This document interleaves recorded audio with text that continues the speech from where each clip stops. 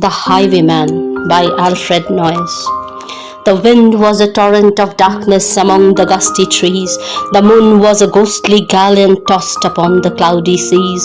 The road was a ribbon of moonlight over the purple moor, and the highwayman came riding, riding, riding. The highwayman came riding up to the old inn door.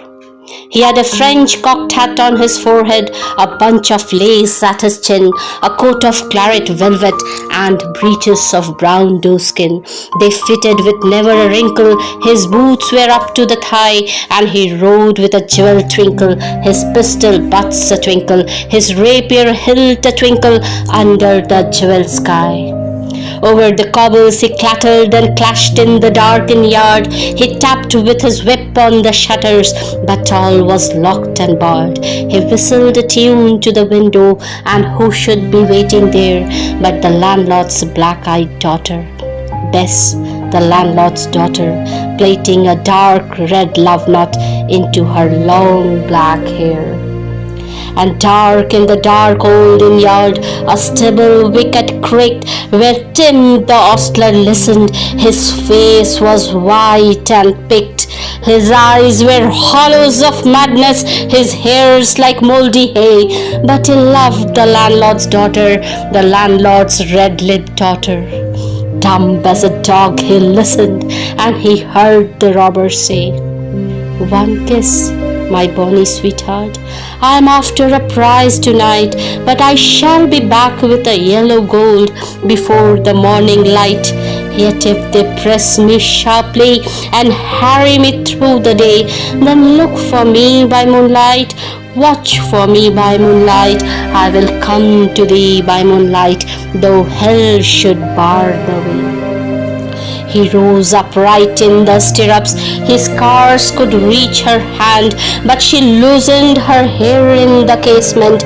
His face burned like a brand as the black casket of perfume came tumbling over his breast, and he kissed it wave in the moonlight. Oh, sweet black waves in the moonlight. Then he tugged at his rein in the moonlight and galloped away to the west. He did not come in the dawning, he did not come at noon, and out of the tawny sunset before the rise of the moon, when the road was a gypsy's ribbon looping the purple moor, a red-coat troop came marching, marching, marching. King George's men came marching up to the old inn door. They said no word to the landlord, they drank his ale instead, but they gagged his daughter and bound her to the foot of her narrow bed. Two of them knelt at her casement with muskets at their side. There was death at every window, and hell at one dark window. For Bess could see through her casement the road that he would ride.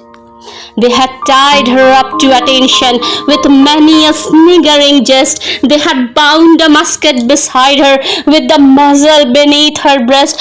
"Now keep good watch." And they kissed her. She heard the doomed man say, "Look for me by moonlight, watch for me by moonlight. I will come to thee by moonlight, though hell should bar the way." She twisted her hands behind her, but all the knots held good. She writhed her hands till her fingers were wet with sweat or blood. They stretched and strained in the darkness, and the hours crawled by like years, till now on the stroke of midnight, cold on the stroke of midnight, the tip of one finger touched it. The trigger at least was hers.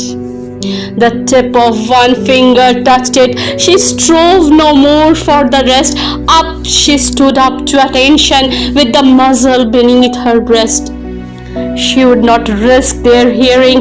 She would not strive again, for the road lay bare in the moonlight, blank and bare in the moonlight, and the blood of her veins in the moonlight throbbed to her love's refrain.